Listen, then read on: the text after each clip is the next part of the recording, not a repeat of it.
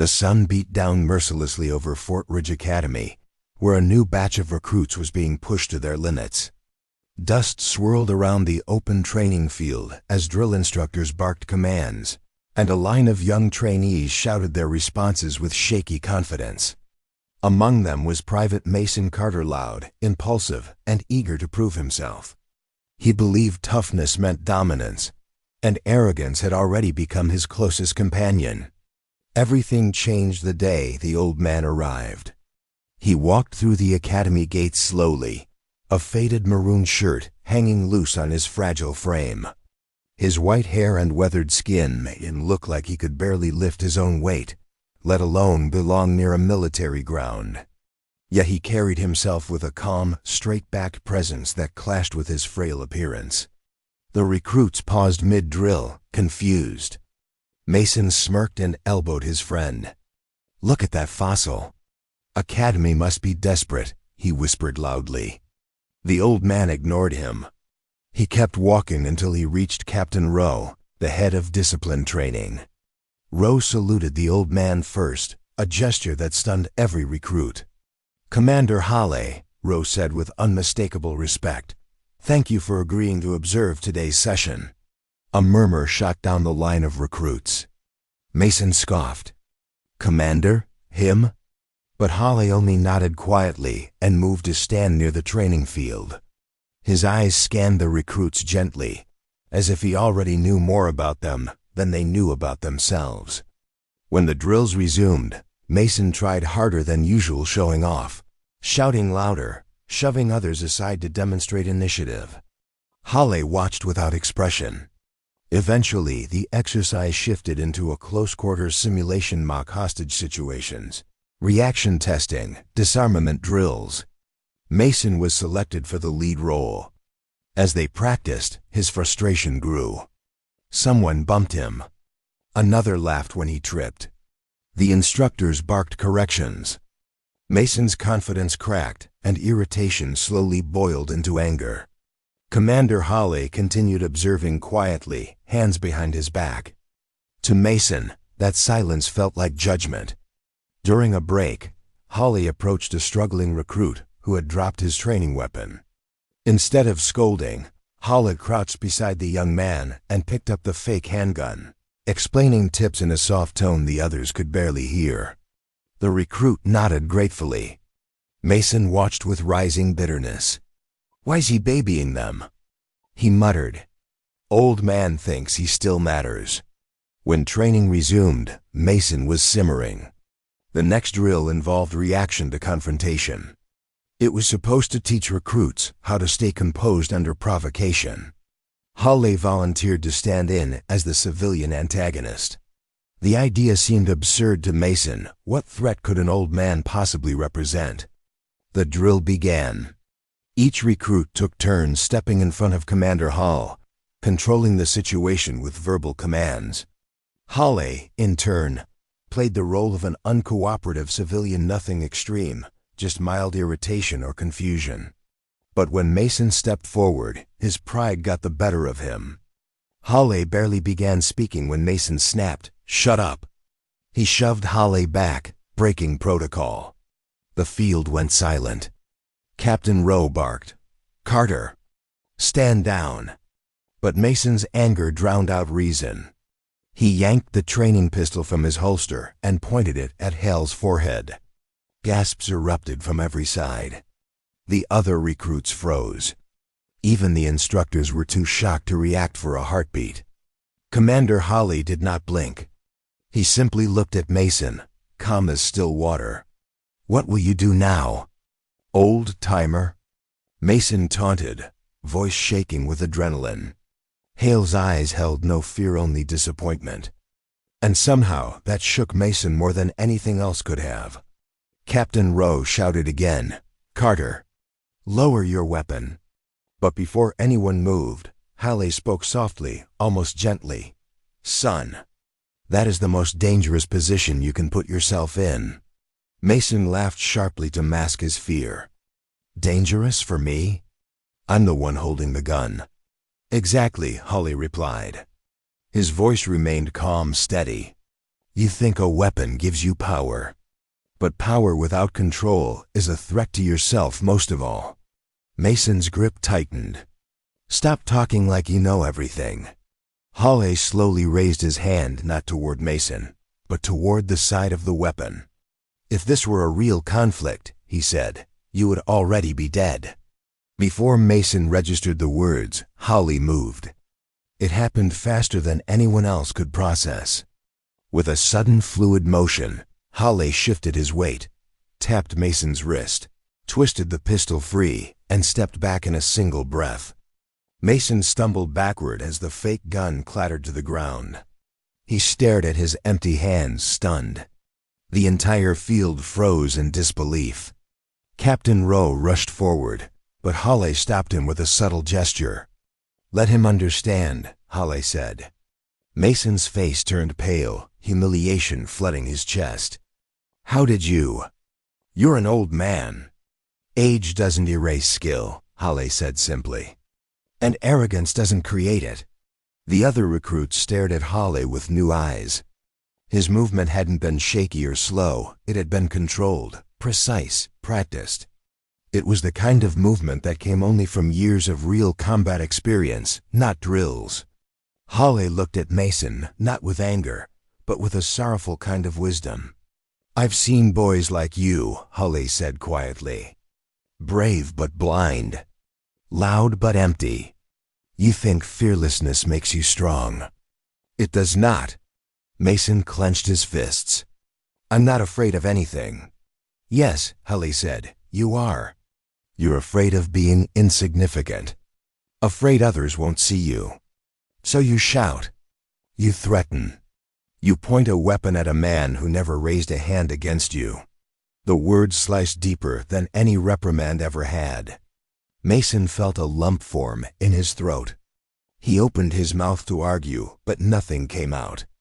Hale stepped closer, placing the training pistol in Mason's trembling hand. Strength, Hale said, is knowing when not to use this. Mason lowered his eyes. For the first time since joining the academy, he felt something other than anger-shame. The recruit stood silent, absorbing every word. Captain Rowe finally spoke. Commander Hale led units in 3 different wars, he said. He saved more lives than any man I've ever met. And today he came here to teach you restraint, discipline, control. Mason felt the weight of the gun in his hand and the weight of his mistake. Hale placed a gentle hand on the young man's shoulder. The real enemy, he said, is not the one standing in front of you. It's the ego behind your eyes. Mason's knees weakened. For a moment he thought they might give out. Hale stepped back. But the good news is, ego can be trained. That is why you're here. The field remained silent as the wind brushed over them. Mason finally whispered, I'm sorry. Hale nodded once. Then learn from it.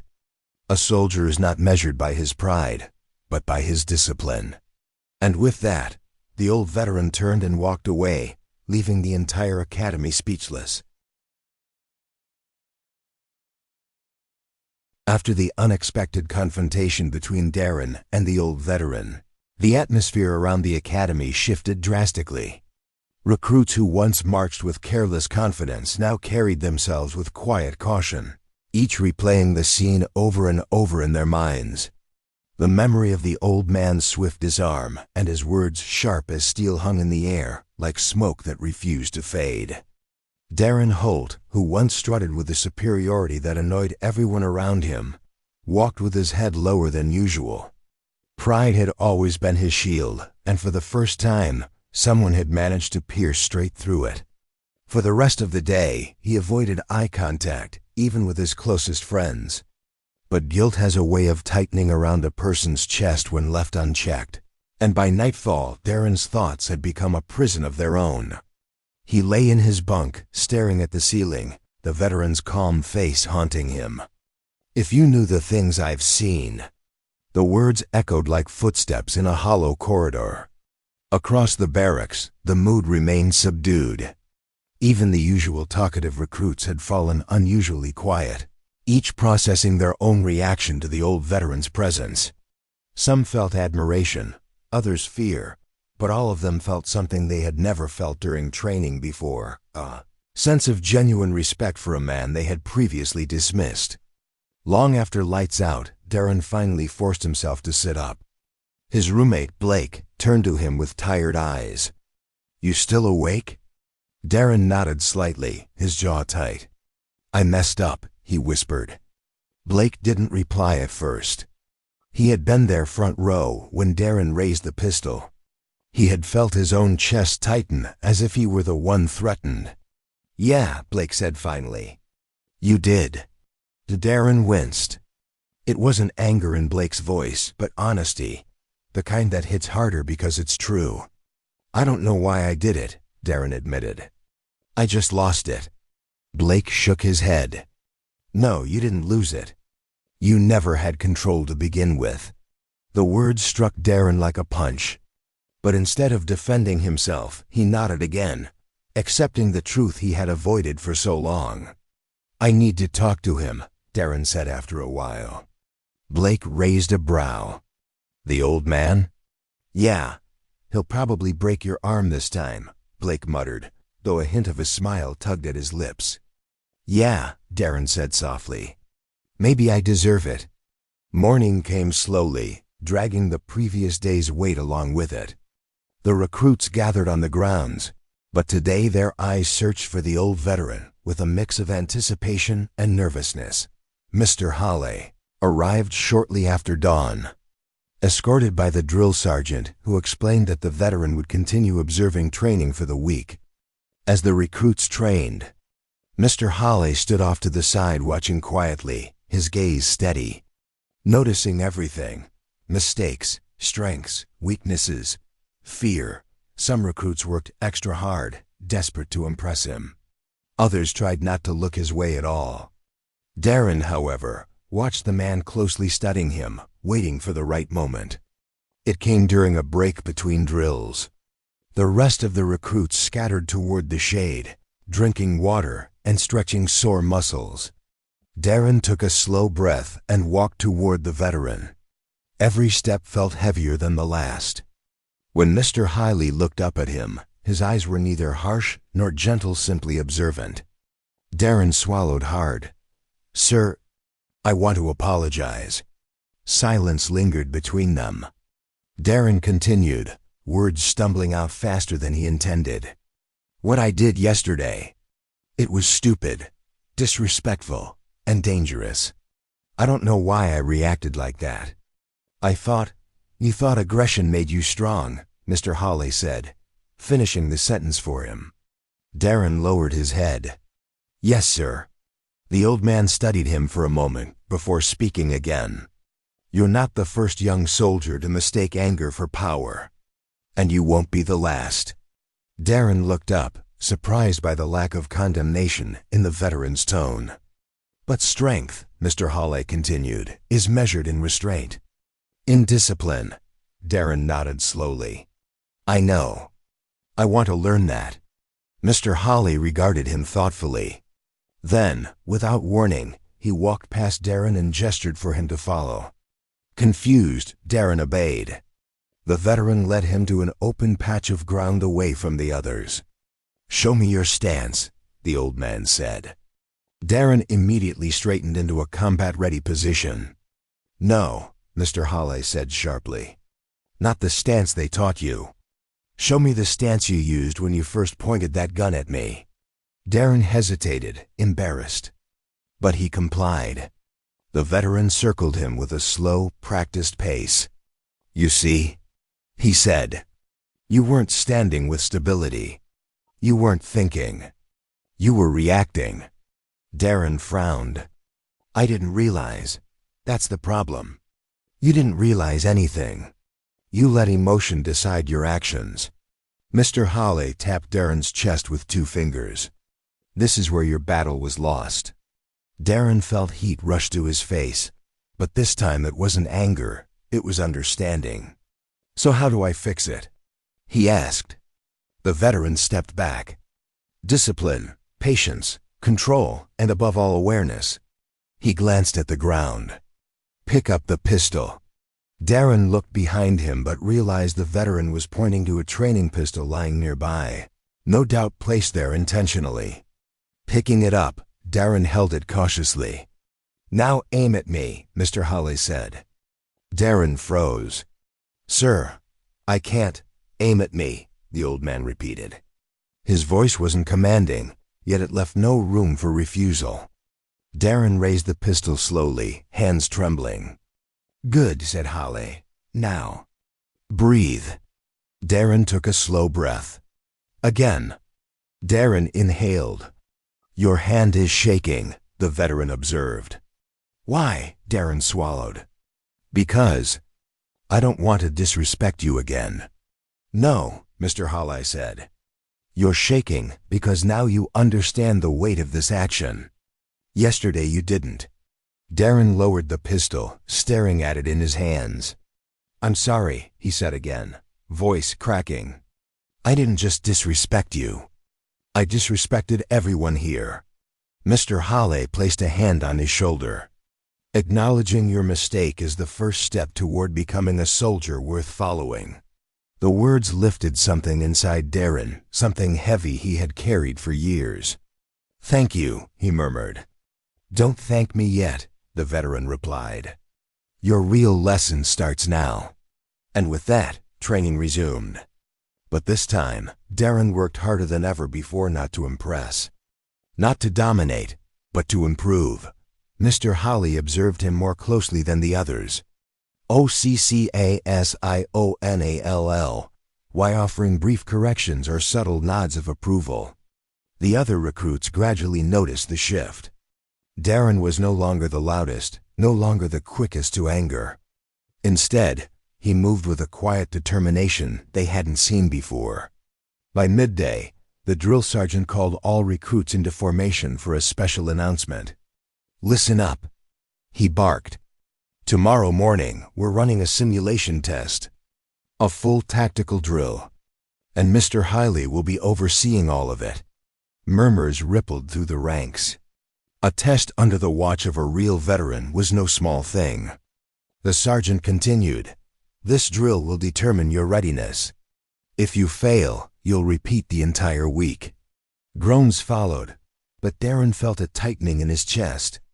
He wasn't afraid of the drill. He was afraid of disappointing the veteran again. As the day ended and recruits returned to their barracks, Darren looked across the grounds and spotted Mr. Holly walking alone, his silhouette long in the setting sun. The old man paused for a moment, turning his face toward the sky as though listening for voices from a time long past. Darren watched him, feeling a strange mixture of admiration and curiosity. The veteran had scars on his skin, but there were deeper scars in his eyes, ones no one could see unless they looked closely. Darren wondered what battles had carved them. And for the first time in his life, he found himself wanting not just to be strong, but to be worthy of the uniform he wore, worthy of the team he stood with, and worthy of the respect of a man who had survived more than any of them could imagine. That night, as darkness wrapped around the academy, one thing became clear. The drill tomorrow wouldn't just test their skills. It would reveal who among them had truly learned the lesson the old veteran came to teach. The sun rose early on the day of the simulation drill, casting long golden rays across the academy grounds. The recruits assembled in formation, shoulders tense and hearts pounding.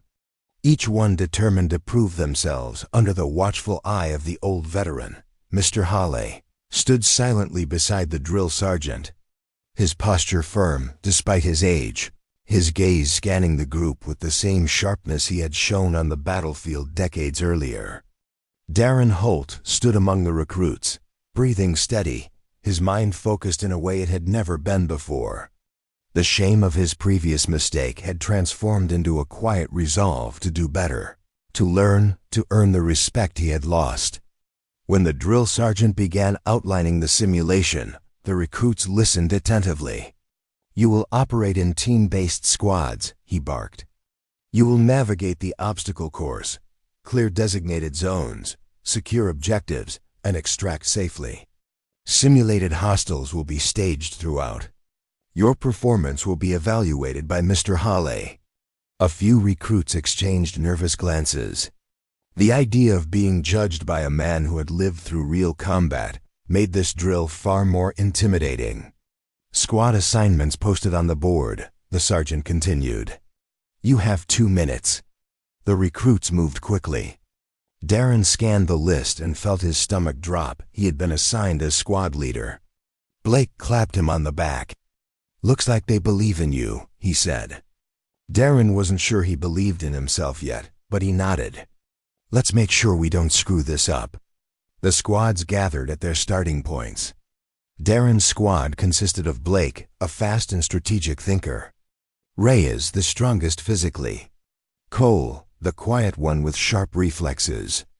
And Morgan, who excelled at navigating terrain. Darren took a breath. Listen, he said. We do this together. No hero moves, no rushing, no ego. Stay sharp, communicate, and stay calm. The team nodded, impressed by his new tone. Before they could say more, the whistle blew, signaling the start of the drill. The squads burst into motion, sprinting toward the first section, a rugged obstacle course filled with walls, trenches, and rope climbs. Darren's team moved in sync, their bodies responding to the rhythm of their training.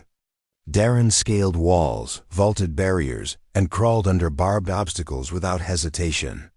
He wasn't the fastest, but he was focused, every movement controlled. Mr. Hale watched from a distance, arms crossed, eyes following Darren closely. By the time the squad reached the end of the obstacle course, they were breathing hard but still intact. Zone 1, Darren said quickly.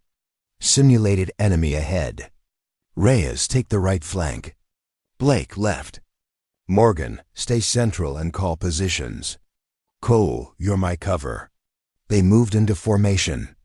Plastic pop-up dummies painted to resemble hostiles appeared along the path, triggered by motion sensors. Left, Morgan shouted. Blake fired his training rifle, dropping the target. 2 ahead, Reyes warned. Darren signaled for them to hold. Cole, take the first. I'll take the second. They leaned out, fired, and cleared the zone quickly. Moving through the course, Darren felt something he hadn't expected, a sense of clarity. His mind wasn't clouded by anger or the need to prove himself. Instead, he was focused on leading, observing, and making decisions with precision. Zone 1 clear. Morgan yelled. They moved to the next checkpoint, a mock urban environment built from plywood walls and narrow corridors. This section tested navigation and strategy. Recruits often got trapped between blind corners, losing time or failing the drill entirely. Darren crouched and mapped the layout in his mind. We move in pairs, he said. Reyes and Morgan take point. Blake and Cole follow. I'll shift between positions. Keep eyes open. They advanced cautiously. Shadows played tricks on their vision, and the tight spaces increased the pressure. Suddenly, a hostile target swung around the corner. Down, Reyes shouted. Morgan reacted instantly, hitting the target before it fully appeared. Nice shot, Darren said. Morgan grinned nervously. They pressed deeper into the mock city. At one junction, they encountered 3 targets at once. We're pinned, Blake hissed. Darren scanned quickly. Cole, distract with suppressive fire. Morgan, flank left. Reyes and Blake, take the openings. Move on my mark 3, 2, 1, move. Plastic bullets thudded against the targets as the squad executed the maneuver perfectly. Of all the observers, only Mr. Hawley remained emotionless, though something flickered in his eyes recognition, perhaps of genuine teamwork forming. As they exited the urban course, Darren noticed something the others didn't. A 4th target stationed above on a platform, designed to take recruits by surprise.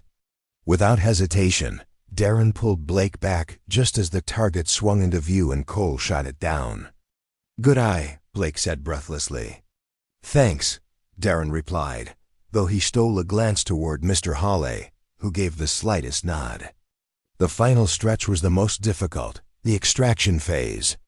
Recruits had to carry a heavy dummy representing a wounded soldier across rugged terrain, while avoiding timed pop-up hostiles. Reyes and Cole took the dummy by the shoulders, but the weight slowed them dramatically. Darren stepped beside them. Switch every 30 steps, he said. Morgan, scout the ridge. Blake, watch our rear. They moved steadily up the incline. Morgan signaled twice, each time leading to a successful engagement of hidden hostiles. The team was exhausted, sweat dripping, lungs burning, but none broke formation. Darren counted steps in his head, switching positions as promised, sharing the weight, maintaining pace.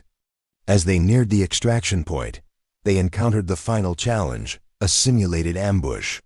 6 hostiles appeared at once, surrounding them. Blake cursed under his breath. We're done.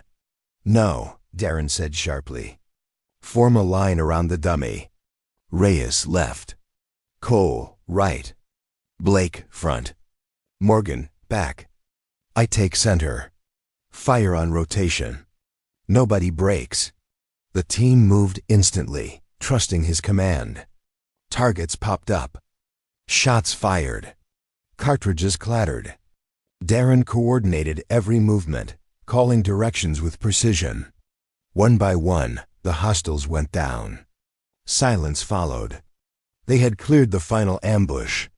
The squad staggered to the extraction zone, lowered the dummy gently, and collapsed in the dust, breathing hard, drenched in sweat, but triumphant. The drill sergeant blew his whistle. Time! The recruits across the grounds looked worn out and defeated, except for Darren's squad, who looked exhausted but alive. Mr. Hawley approached slowly. The squad tensed. Darren stood, breathing heavily, face streaked with dirt. The old veteran stopped in front of him. For a long moment, he said nothing. Then, in a steady voice, he spoke. That, he said, was leadership. Darren felt something tighten in his chest. He straightened instinctively. Mr. Hawley continued. You learned control. You learned respect. And today, you earned mine. The recruits around them stared in disbelief. Darren managed a quiet, "Thank you, sir." The veteran's eyes held depth, pain, pride, memory. The battlefield trains you in ways no academy can, he said. But today, you showed something rare. Strength without ego. Courage without anger. A soldier's heart. Darren swallowed hard, deeply moved. The drill sergeant stepped forward. Best performance of the day, he announced. Squad 3 passes with distinction. The squad erupted in cheers. Blake hugged Darren so hard he nearly fell over. Reyes shouted, "That's our leader." Morgan grinned, exhausted but exhilarated. But Darren's eyes remained on the veteran, who gave him one last approving nod before walking away, his figure silhouetted by the evening sun. The old man's steps were slow but steady, each one echoing with the weight of a life spent in service. And Darren knew he would never forget the lesson he had been given. True strength came not from dominance, but from discipline, respect, and the courage to rise after failing. The recruits watched the veteran leave the grounds, whispering among themselves. But Darren remained silent, standing tall, feeling something he had never felt before, pride earned, not claimed. And in that moment, he knew he would carry the old veteran's lesson with him for the rest of his life, wherever the path of a soldier might lead. Asterisk.